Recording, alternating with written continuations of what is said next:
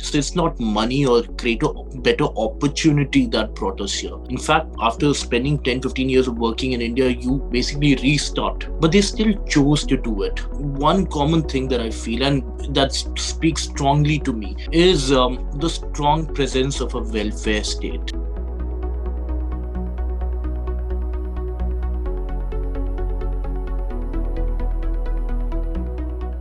It was about wanting a better quality of life, not just from a Western country point of view. It was about wanting to leave Delhi. Living in Delhi over the last few years, we came here in 2018. Life was getting tougher. And not just for us, this is despite the privilege that we come from. Even from a basic, smaller things, be it the traffic, the pollution, be it the changes, even socially, that was happening. It was getting overwhelming. And that is when, we as a family, we decided that we need to do something about it. Now, the idea started with wanting to leave Delhi to then what are the other options, and then we took the most dramatic decision. It was to take a flight from Delhi 10,000 to a city, unknown city, 10,000 kilometers away, move from plus 40 to minus 40. And we took all of those decisions, and we are fine with that decision.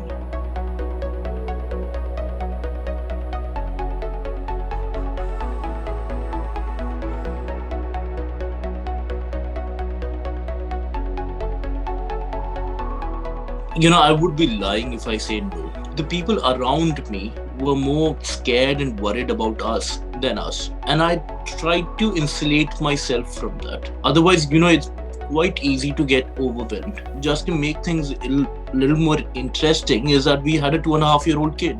All of that, you try not to overwhelm yourself. Try not to overthink it. Because frankly, sitting in Delhi, there was almost no way that you would ever be prepared for what happens later.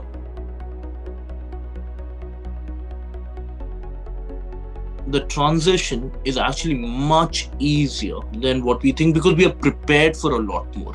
In our everyday act of life, there's so much that we deal with that when we come here, yahi tha, itna hi hai na, is there anything beyond that you can't see which will bother me? No.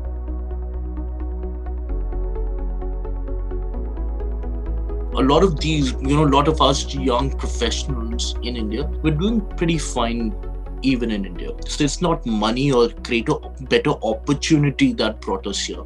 In fact, after spending 10, 15 years of working in India, you basically restart. But they still chose to do it. One common thing that I feel, and that speaks strongly to me, is the strong presence of a welfare state. Most families are usually worried about costs of education and healthcare in general. These are two major pillars.